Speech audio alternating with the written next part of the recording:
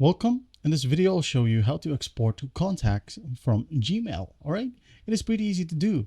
Just go ahead and open up your Gmail on your phone on a web browser. All right. Then once you're in here, just go ahead and tap on this icon right here, which says Google Apps. All right. Click on it. Then just locate contacts right here. Click on it.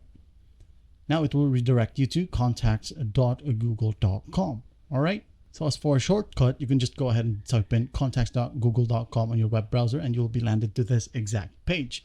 Now what we're going to do to export a contact or contacts is just by clicking on your contacts right here. All right. If you want to, you can select all, as you can see here. Now once done, just click on this three dots right here, more actions, then hit on export. And as you can see here, you have three options. You can export this one as Google CSV, or CSV for Outlook only, or a vCard for Android or iOS. Let's say, for example, we're going to want to select the vCard for Android and iOS. Once done, just hit on export. All right. And save it wherever you want. For example, I'm going to save it on my desktop. Save. It's done. And as you can see, contacts.vcf. You can just rename this one My Contacts. All right. If you want to, from a main account, or business contacts.